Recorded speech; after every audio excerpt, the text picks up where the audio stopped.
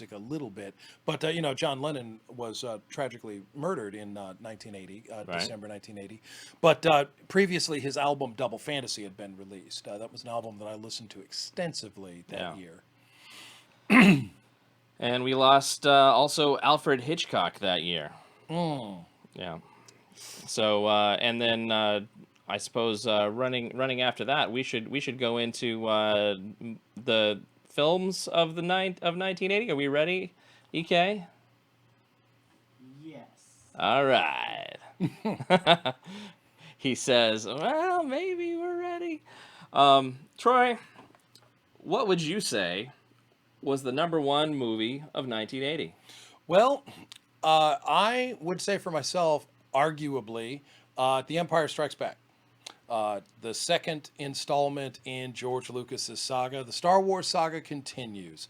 Mark Hamill still getting top billing. Harrison Ford, Carrie Fisher, Billy D. Williams, Anthony Daniels. Billy D. Williams joining the cast. Anthony Daniels. Somehow, Billy D. Williams joining the cast gets credited in the marquee poster ahead of David Prowse or James Earl Jones.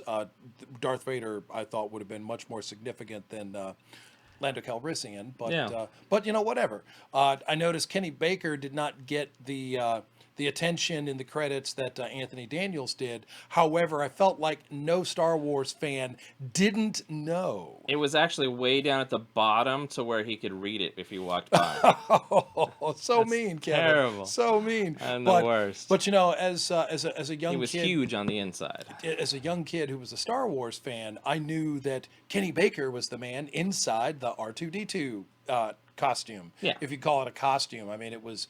A robot. Well, it A certainly bucket. it required his effort and the efforts of the puppeteers, the technicians, whatever. Mhm. But still, R2D2 was a significant character to every installment of Star Wars. Right. And we knew that it was Kenny Baker inside that outfit, whether his name was in the credit or not. Whether his name was reduced in the credits, we knew who that was. Yeah. And as a fan, obviously, I knew who was inside the Darth Vader costume. Fan of old Hammer horror movies, and that was David Prowse, who Yeah. was the monster in Frankenstein and the Monster from Hell. But 1980 was not solely the Empire Strikes Back domain. No, and in fact, that was the big genre film of the year. The rest of the big films of the year were Other kind of indicative of the era. They kind of parrot the theme of the era. We had things like 9 to 5, Mhm. with Lily Tomlin and Dabney Coleman, and of course, who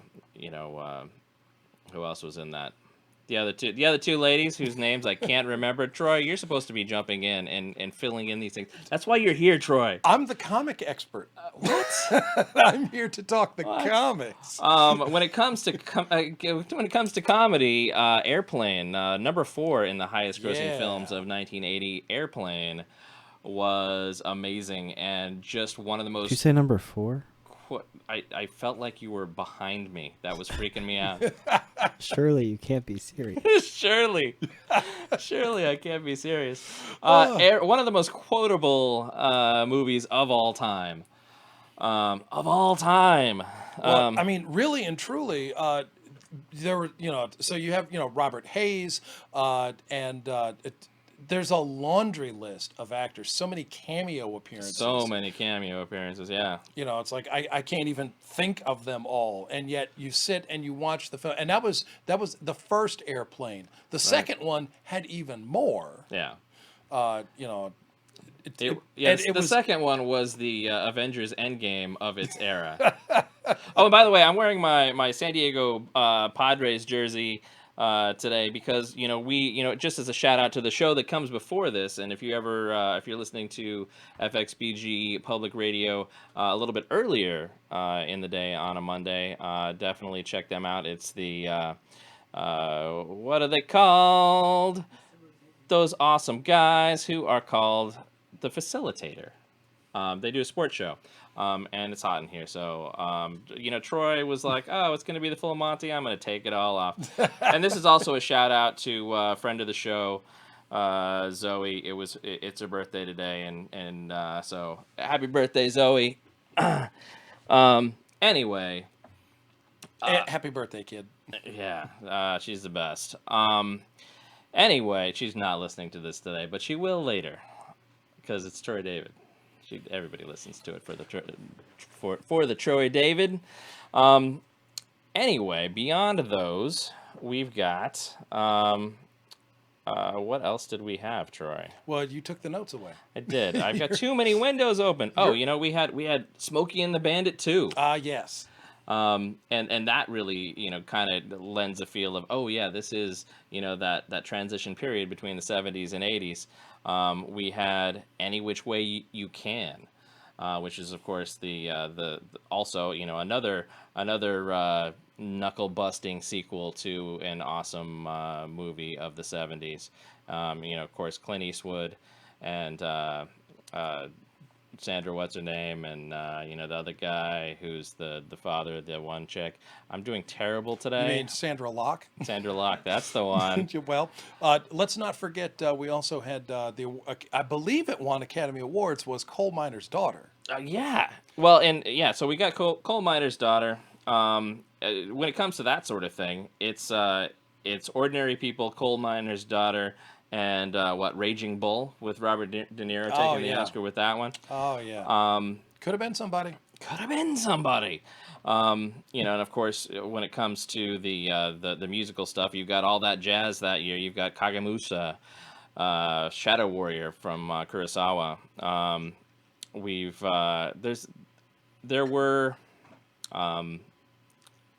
There's a lot to see in 1980, but including The Shining. Well, and let's not forget the Blues Brothers. And the Blues Brothers. And let's not forget Cannonball Run. Right. Yep. Cannonball Run. Well, but it wasn't that night. That was I believe that was 1981. That was barely into there. Anyway, it was a big year in movies when it comes to us genre fans because of Empire. So that is that for 1980. And then when it came to and the other thing was this is something that I just found out when I was doing a little research on this. I imagine a ton of you have watched Westworld on HBO, right? And that was based on the original movie. With Yul Brynner. With Yul Brynner, which is, of course, based on the book by Michael Crichton, right? Well, there was a Beyond Westworld show in 1980. I had no idea, but it existed. There had been a sequel film called Future World, right? Which was an extension, again, a sequel to Westworld, and then Beyond Westworld. And it had Connie Selica from 1981's The Greatest American Hero. Troy. Oh, are we in 1981 yet? Well, Troy, clearly we're going to have to go get into 1981. So let me let's do that. Are we ready for 1981? I need to put on the costume so I can traverse the no. All right.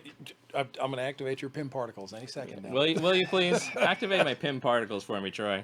So in the year 1981, now, several things happened in the real world, not least of which was Ronald Reagan had assumed the reins of presidency. And in 1981, we saw the release of the American hostages from the Iranian embassy.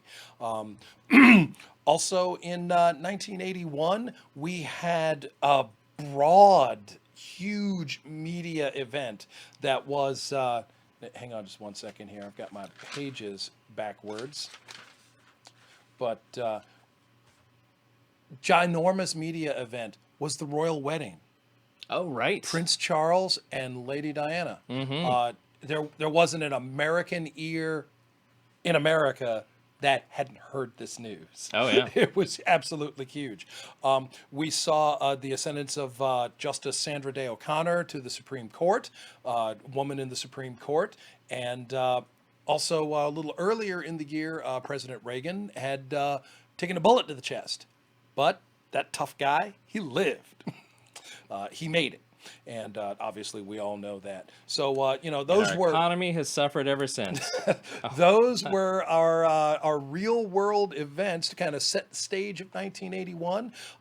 And so Kevin wanted to go into film a little bit for 1981. I was prepared to talk about it a little bit, but So anyway, a couple of things happened with movies, not least of which my absolute favorite. Let's just start here. Is Harrison Ford starring in Raiders of the Lost Ark? Such a big movie. Huge movie, and this is one of those sort of genre transcendent films. It's action adventure, George Lucas, Steven Spielberg, but more than just the action movie crowd saw this movie. More people than just those who normally go to punch 'em ups and shoot 'em outs. A lot of ordinary film goers went to see that film. It was certainly a summer blockbuster. There's really no other way to describe it. However, perhaps not so much as a blockbuster was the film that really showcased the claustrophobia of submarine warfare, which was Das Boot. Yeah, Das Boot or The Boat.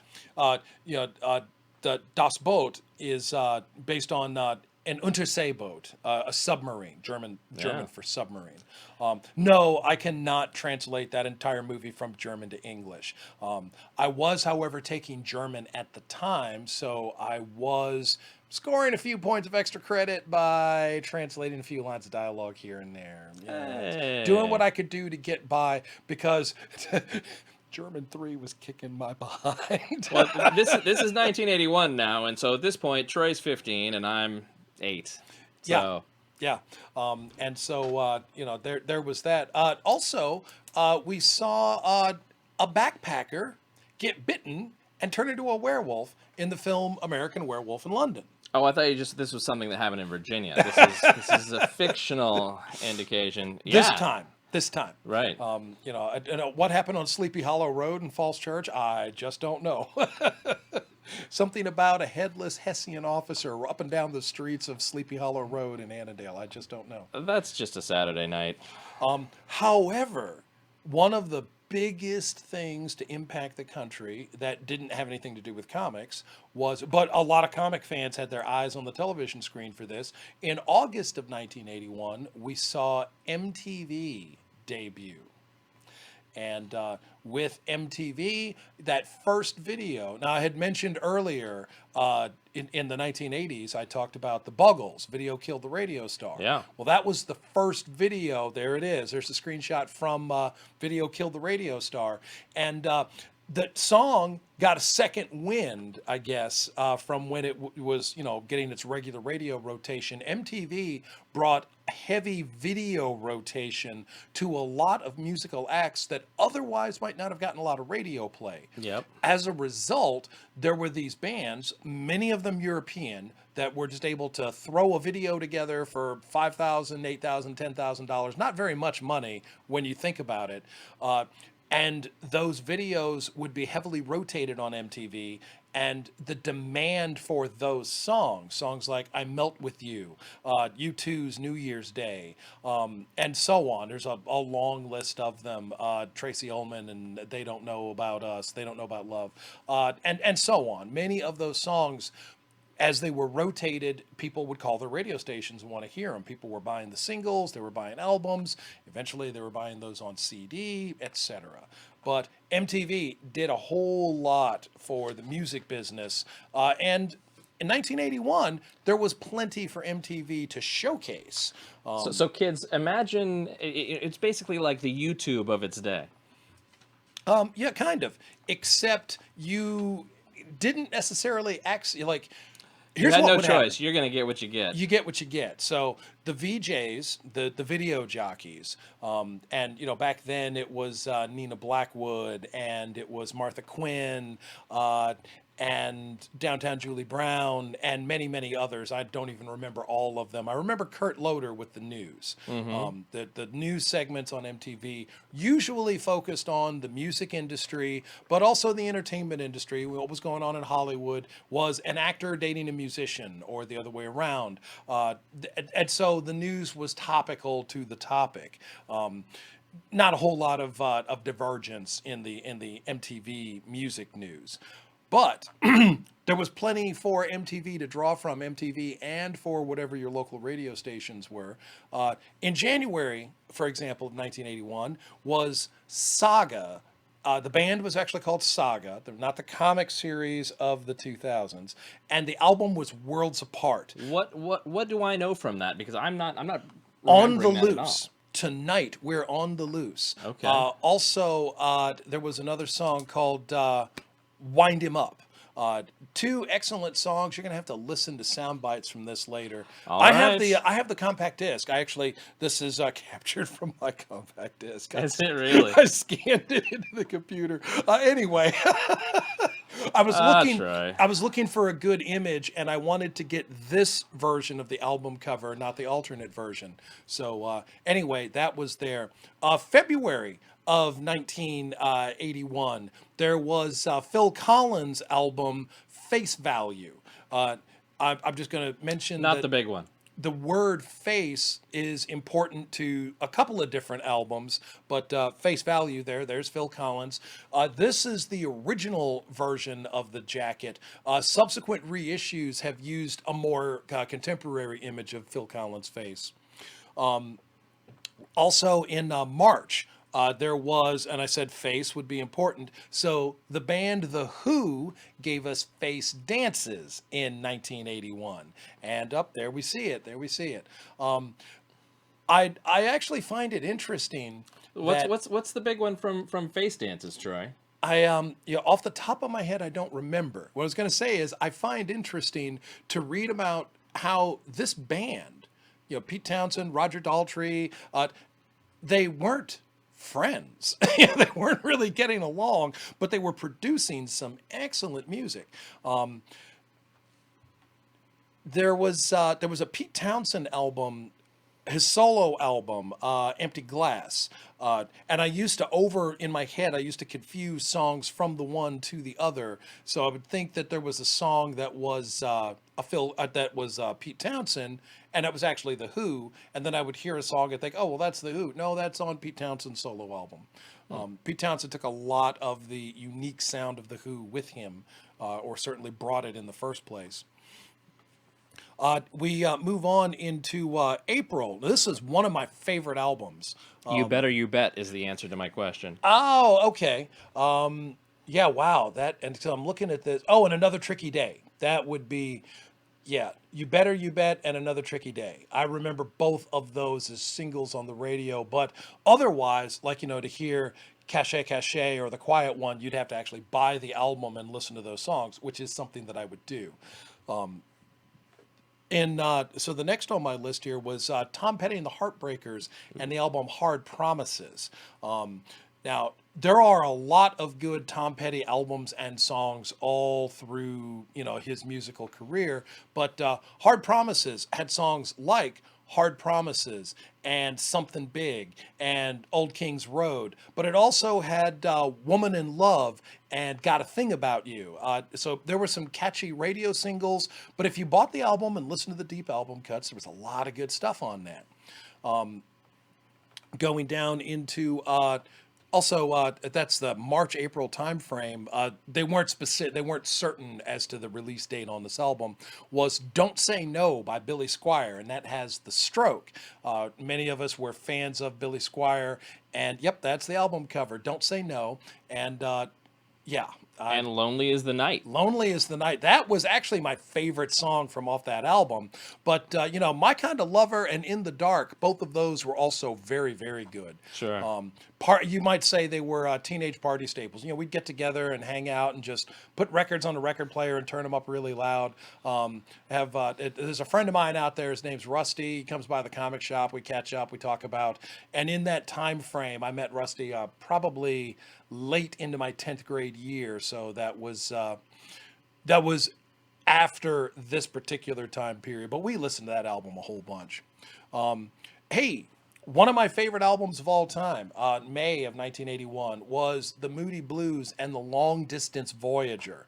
Had songs like The Voice, had songs like 22,000 Days, Veteran Cosmic Rocker, Talking Out of Turn, In My World.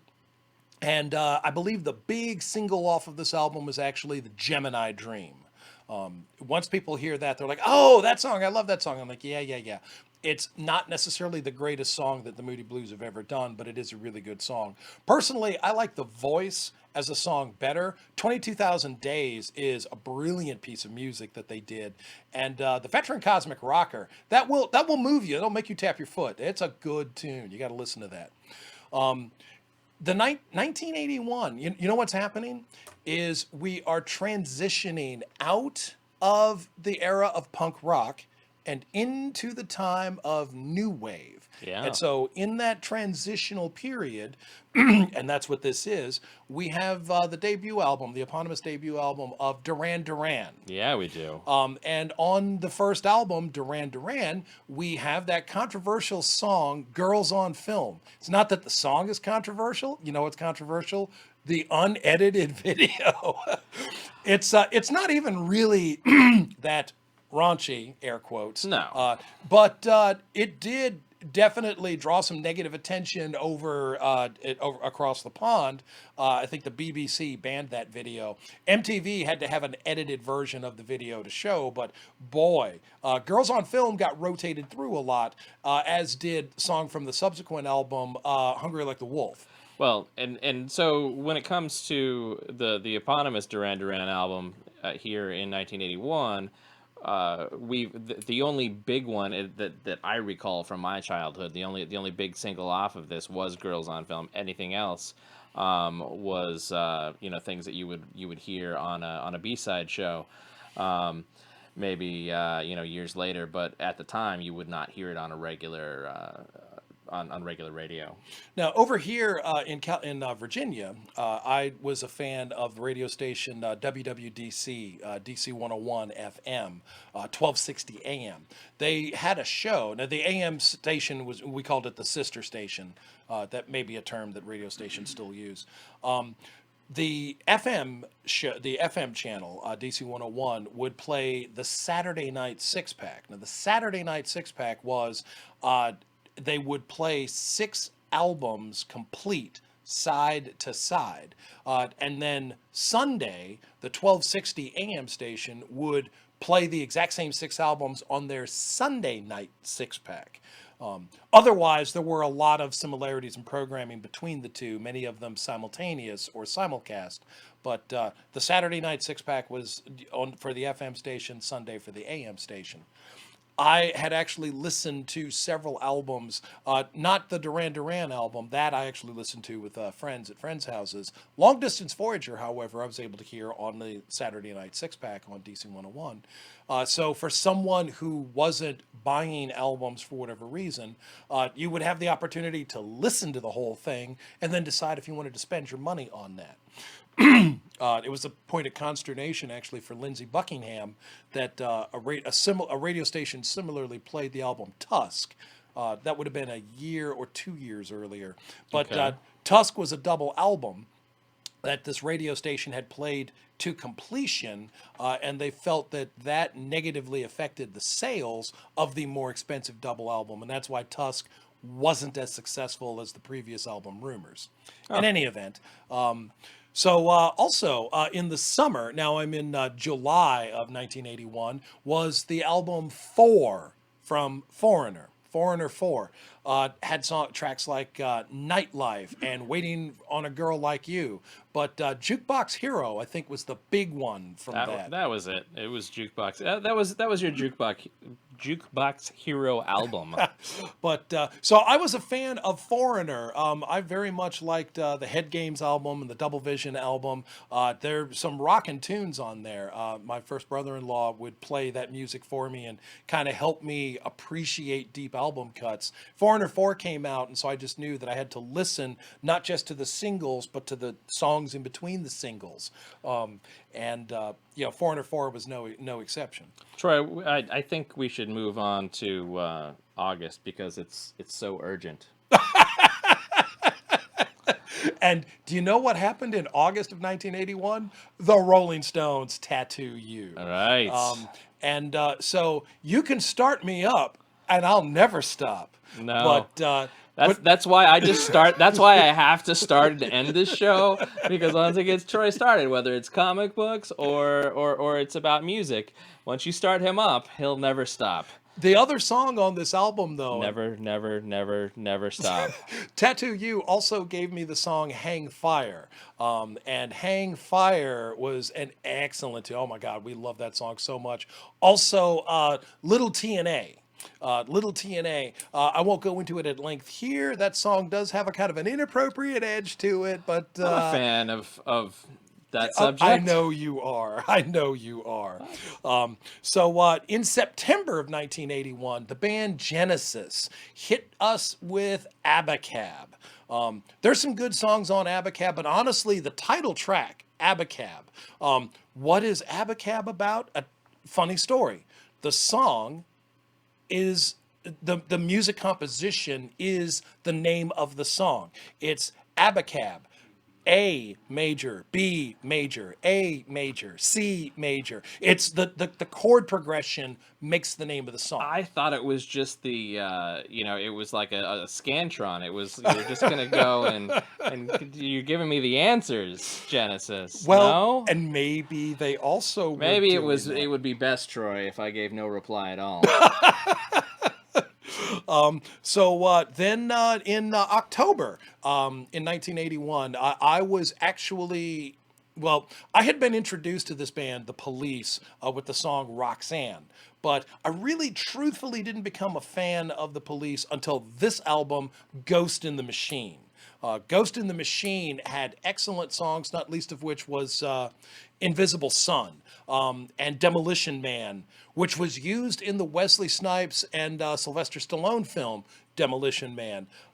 That was an excellent album, and after that, I backtracked on The Police, and I got a deep appreciation for the other albums, Regata de Blanc and Zenyatta Montana. I know I'm not pronouncing those things correctly, but Listen, Troy, you know what's important? what's that? The fact that while the Police are excellent, and that was one of their good albums. If we want to go and talk about October 1981, I feel like we're doing it wrong by not mentioning Exit Stage Left. Now I realize this is a live album and all that stuff, but Rush, we've got Spirit of Radio, we've got Red Parchetta, we've got YYZ, Yeah. we've got Passage to Bangkok, Closer to the Heart. We've even got, some things that, were sort of ish, B-side-ish, The Trees and Free Will. But then, and then we've got Tom Sawyer on side 4 of this four-sided album. It came in a cube, kids. That's not true. I'm lying about that. It's a double album. But anyway, as the big Rush guy, I gotta say Rush above Police, particularly this one, because this has got, all their earliest hits all in one place. And who makes a great live album? Rush does. Well, Rush is an interesting band. So, like the Police, again, coming out in as a kind of a danceable, new wave with heavy reggae overtones would be the Police. Rush was advancing a combination of hard rock and concept progressive rock. Right. Yeah. I mean, they are the rock from which all progressive rock springs, according to me. I'm not really a music guy, but I feel like now there are people who would certainly they would bring up Yes and King Crimson for sure, and Emerson, Lake and Palmer, bands like that. Rush had a way of not making their concept prog rock songs quite as lengthy, in their extensive song catalog. They could very easily put together an album that had a thematic concept or a Certainly. leitmotif, certainly, Yeah. but they were not guilty of what I jokingly refer to as the musical bridge to nowhere. Like this suddenly this 10-minute solo in the middle of a song that completely breaks out of the pattern of the song, and then But we still love Yes. We still love Eric Clapton. We still love, Eric Clapton, though, I think less of in the prog rock sense. I think of Eric Clapton more in the bluesy sense. for sure. But Eric Clapton threw a burlap sack over the blues and carried it over his shoulder, and he still holds it hostage today. Slow hand Eric Clapton can play a guitar like nobody's business. He has to be one of the 10 finest guitarists of all time. And yes, there are other names that go up there, Oh, yeah. like Muddy Waters and B.B. King, Jeff Beck, and Jimmy Page. Certainly, I am a huge fan of. Oh Lord, I was thinking of Pete Townsend. Yeah. There are there are lesser sung guitar virtuosos like Robert Fripp and Ry Cooder. But in any event, before we go too far off here, so new See, waviness. Troy gets upset with me when I go off into crazy land, And then he diving. makes me go off into crazy land. Oh, this is good. This show is gonna get better. It's only gonna get better because I'm gonna make Troy do the crap that I do. So in November, I won a contest in my art class, my sophomore year art class, and I won a copy of the album "Shake It Up" by the Cars. Yeah. Had pretty much known for the songs "Since You're Gone." It was because you ditched so often, and they're just like, since you're gone, here you go. Here's this album. Not my art class, I did not. But that was a good album, continuing on with whatever you liked about the Cars at the time. There are people who would argue which one of the 4 albums is the best, and there are a lot of people who argue against the previous album, Panorama, which I actually liked a lot. But and then we're closing out the year with now this is a band with more of a rockabilly sense to them, but the band is known as the Blasters, and this is their album, The Blasters. You might not recognize the name The Blasters, but you have probably heard songs like. Oh my goodness! I just had it and it spaced on it. It was featured in the film Streets of Fire. They did a song called Blue Shadows. They did a song called One Bad Stud. They had a song called I'm Nervous, I'm Shaken. There we go. Marie Marie. They did a version of that. Stop the Clock, Never No More Blues, Hollywood Bad. They're, again, very rock and roll, rockabilly were the Blasters. That you would almost think you had stepped back in time to some hard-edged Chicago, juke joint, smoke-filled place, beer bottles on the bar, people passed out on the floor, people shooting pool, and then these guys up on stage just hammering out these songs. I'm gonna have to listen to this because I'm sure I must have heard it. So I think you might be the most familiar with the song Marie Marie and I'm Shaken. I think those 2 songs are probably click in your head.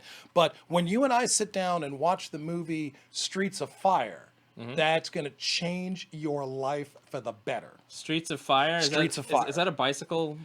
There's motorcycles in it. Motorcycles. There's motors. It's Willem Dafoe. thinking It's of? Diane Lane, Amy Madigan, Deborah von Valkenburg, Rick Moranis. Yeah. I like Willem Dafoe and Rick Moranis. And the star of the movie is Michael Pare. You may know him from other action films. He plays tough guy Tom Cody. This was supposed to be the first of a Tom Cody trilogy, but the movie underperformed and that trilogy never got made. All right. But that's a quick overview of the year in albums and music. And we didn't even prepare the videos for those. So those of you who are watching us on the video or this video, because we've got 3 different video streams.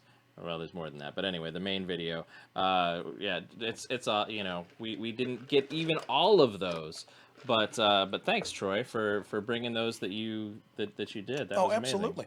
So, 1981. Now, Are we going into comics, Troy? well, we are, and a lot goes on in 1981 for comics. Not just the actual printed stories, but did you know that in February of 1981, the new president, not of the United States, but of DC Comics, Jeanette Kahn stepped up. Jeanette Kahn had previously been the publisher. She moved into the office of president. There she is. And yeah, All right. she shepherded the company, at least at the top there. When you say the Thanks, buck Enos. stops here, hey. So Jeanette Kahn led DC Comics through what I will call a rebuilding phase. They had already had the DC implosion, the canceled comics cavalcade, etc.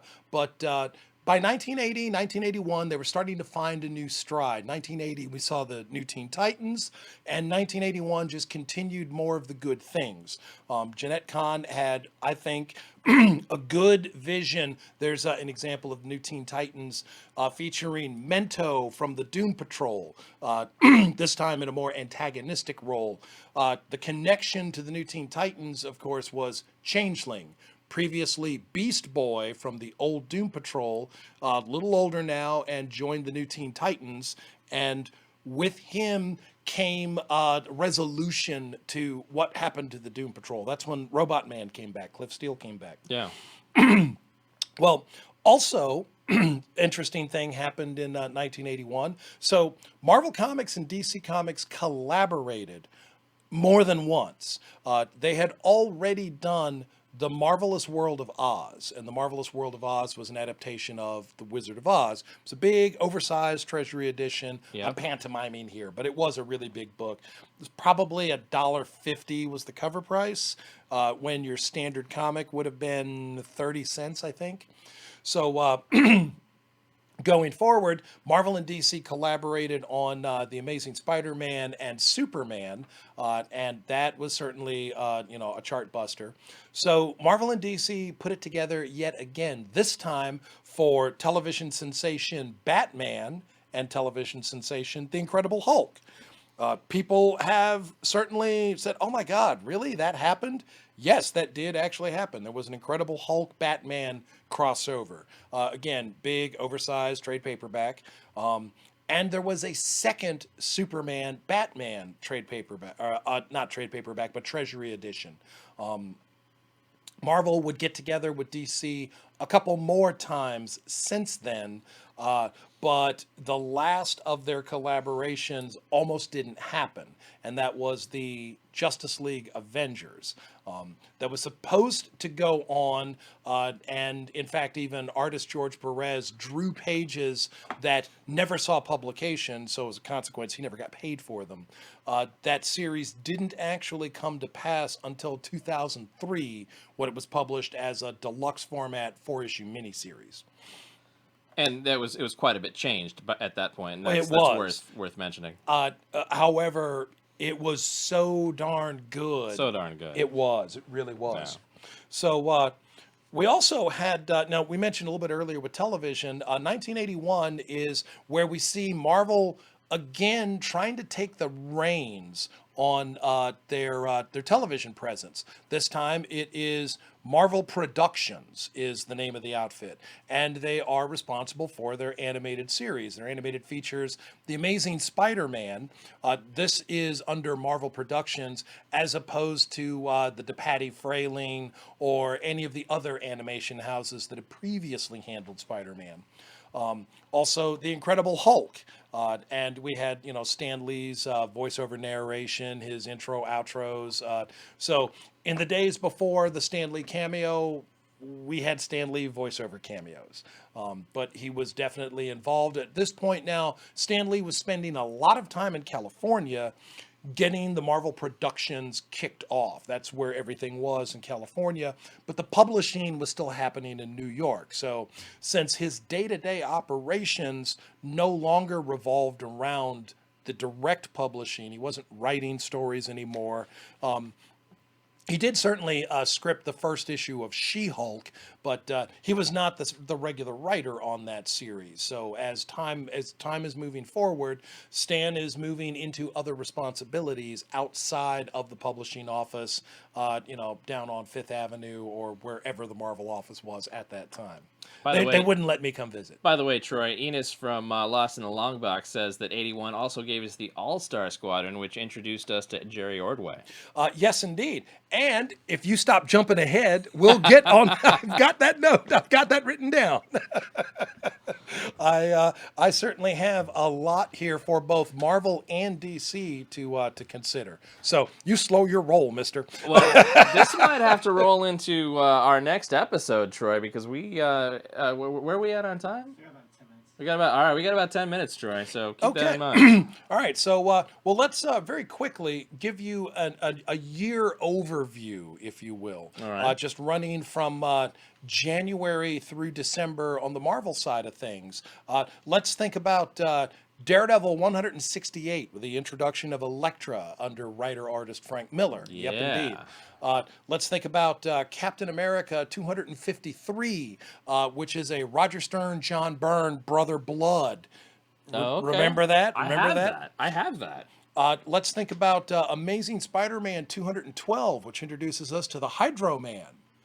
That should be near and dear to you. That should be near and dear to me. I think I need one of those, Troy, because we've got Hydro Man, or at least the Hydro Man of an alternate Earth, appearing in the new Spider-Man movie coming out next month.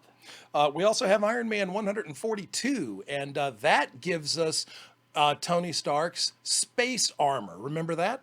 I do. I have this too. Yeah, so very good. Then you need to reread that. I do. We also get to see the Days of Future Past story arc. Now, this will be Uncanny X-Men 141 and 142. And we are treated to the dystopian, the collapsed near future where the Sentinels have taken control of the country, hunted mutants, and have either locked them up or exterminated them. There you see the death of Wolverine in the Days of Future Past. I think it was just a future. prediction for 2016, Troy. 2016. That's a political joke. Now, March, we got the magazine Marvel Preview, which had previously given us Star-Lord, among other things. There we go with Paradox. There's our Star-Lord issue.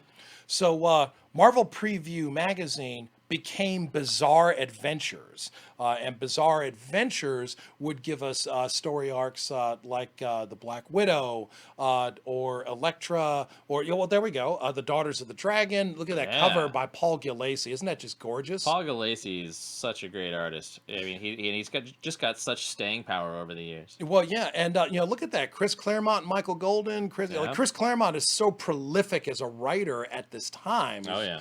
You got Lady Demon, Daughters of the Dragon, and then the next image up there would have been Bizarre Adventures 27, Secret Lives of the X-Men. Now, that's a solo spotlight story on each X-Man. That's not the three of them together. Okay. Now, was that reprinted elsewhere, or? Because I never got this, and a lot of people didn't because it was in magazine form, but those stories were referenced elsewhere. Was this a color mag or black and white, Troy? If I remember correctly, it was black and white. Yeah, if I remember, because I got various things. I got Rampaging Hulk and things like that. And... Well, funny thing about the Rampaging Hulk, this is June, the final issue of the Hulk magazine. So the magazine that had started out as the Rampaging Hulk and became the Hulk, it was the same magazine all the way through, but June of 1981 was the final issue of that bi-monthly piece. And in fact, I'm going to skip over just really quickly here because 1981 is the end of the era. And it's like, there we go. The end of the era of the reprint. Now, there's our last issue of Hulk. That's number 27. Oh, wow. Beautiful cover. I got a bunch of those at an auction once when I was a kid.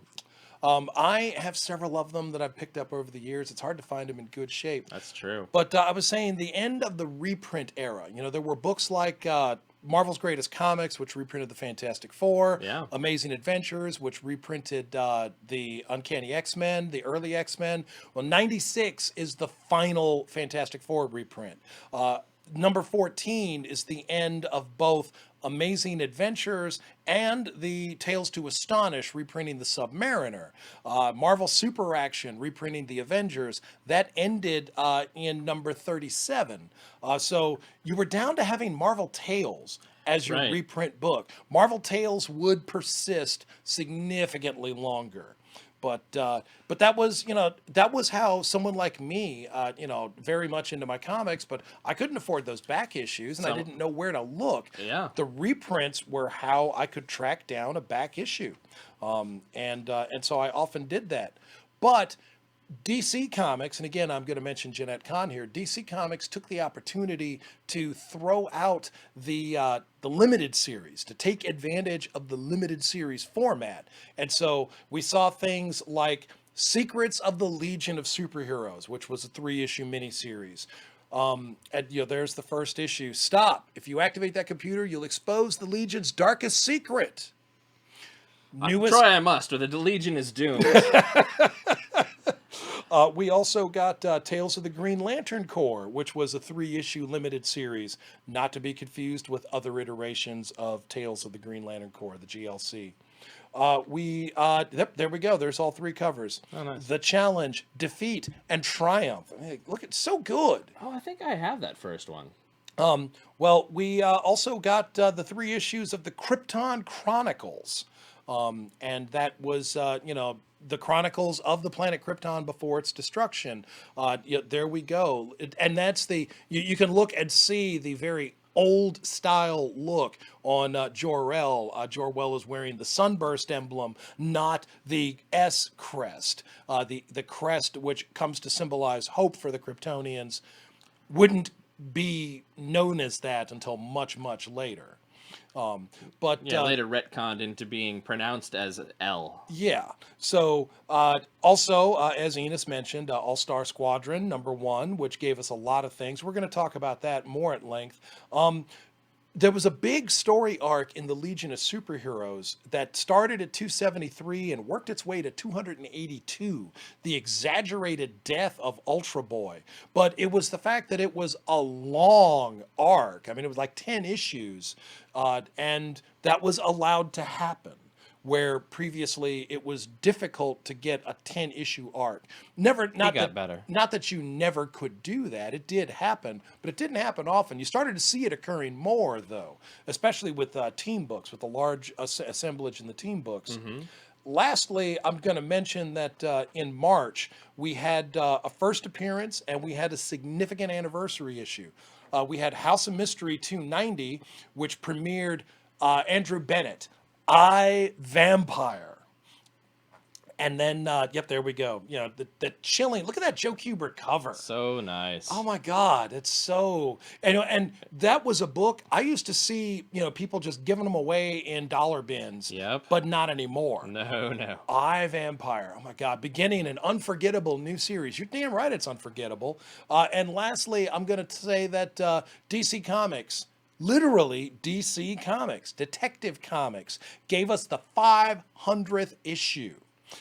There's that brilliant look at that. look at, like, you could see at Simonson and Joe Kubert, Dick Giordano. There's a lot of talent in this book. Yeah. And the wraparound cover, it's not just Batman Jim and Robin. Mike Barr. There's Elongated Man, the Hawks. There's Dateline Danger. There's Dead Man. Len Wein did something in there. That's amazing. Yeah, Carmine Infantino, Paul Levitz, Jose Luis Garcia Lopez. Nice. So Detective 500, you Batman fans, March 1981. And that was 500 issues ago plus, because we just hit 1,000, Because we just did 1,000 a couple months ago. Yes, indeed. So So Troy. So Kevin. So maybe we can just blaze through the rest of geek pop culture for 1981 and start 1982 next week. We could probably do that. I mean, we covered so much on the music and the movies, so we could probably just jump. we could just hit these 1981 things, and I don't have any video for it, but just let me just throw a few things from Gotcha. 1982. Not only do we have Raiders of the Lost Ark, very important to people like me of that era. And thanks, Doug. We have Superman 2. And say what you will, it was a fantastic movie. To me as a kid, I mean, it has its problems. Yes, it does. Also, However, well, let me just speak please. to Superman 2. Yeah. There are two cuts of this film. Oh, yeah. There is the theatrical release, the Richard Lester version, which you might be familiar with, which is not great. And then there is the previously unseen Richard Donner version. Yeah. I'm sorry, Mr. Lester, and I say this with all the respect that you are due. Richard Donner's version crushes yours like a grape on velvet. You know what's funny, Troy? I think I own it, but I've never watched it. So I've watched the Donner cut 3 or 4 gonna times have to since watch its this. release, and I can't even look at the Richard Lester version anymore. Honestly, if you watch Superman 1 and Superman 2 back to back, it's one long movie. Oh, yeah. The Yeah, Richard Donner version has Marlon Brando reprising his role as Right. Jor-El. The Richard Lester version does not. So that's why I say it's more like one very long film. But that is Superman 2 is a important film, pop culture, important film to the genre, and Christopher Reeve. And clearly, we like long films that are just. You could have added another hour to Endgame, Oh. and I'd have sat. Oh, me too. You just need a little pee break in the middle. That's it's an intermission. enforced one. Yeah, an intermission. We used to have those, right, Troy? Yeah. Important also to genre films, Time Bandits. One Oh, of my yeah. favorite films of all time. Of all time, Troy. It's of all time bandits. of all time bandits. We had oh God, it was if you haven't seen it already, go and see it. I've bought that film on so many different versions. I have it on PSP. I have that on so many different different types of media.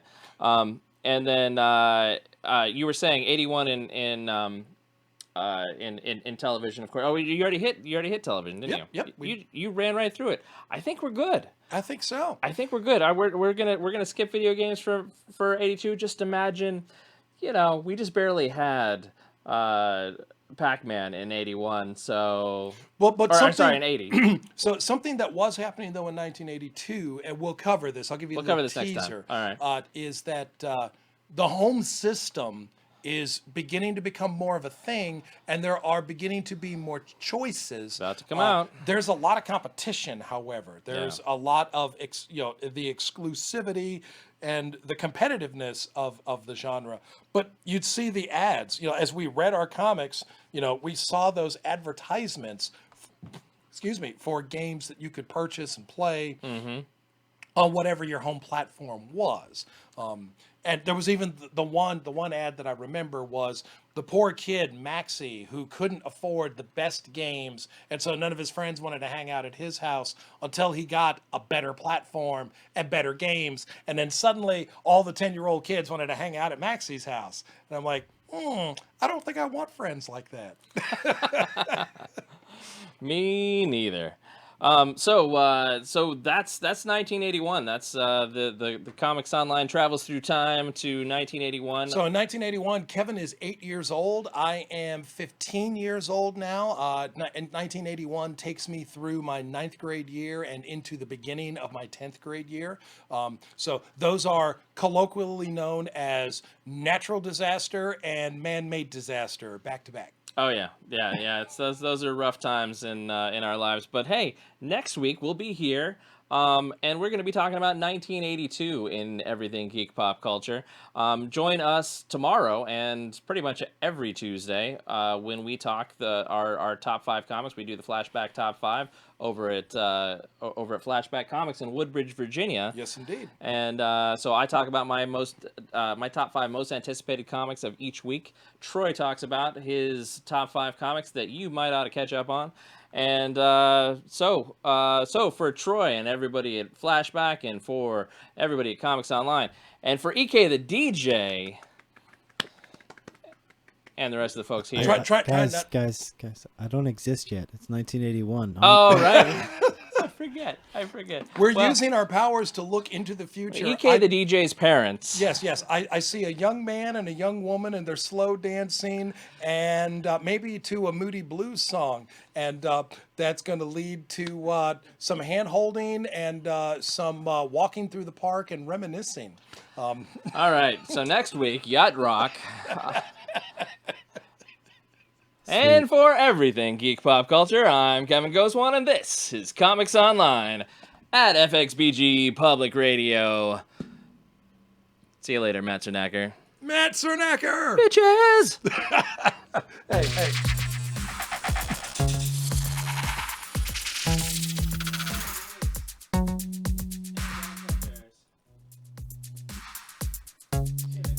Disclaimer. The opinions expressed in this podcast may not represent those of Comics Online, any participants, or any employers, past, present, or future. If you would have thought otherwise without hearing this disclaimer, maybe you're not ready for this whole internet thing, much less Time Lords, or maybe you're instead one of our smart and sexy fans who appreciate foul language. Troy David as the co-host, biting sarcasm and everything geek pop culture. If you have comments or questions for the Comics Online podcasters, post on our Facebook page, tweet us on Twitter, or email us at podcast@comicsonline.com. All original material in this podcast, copyright Comics Online.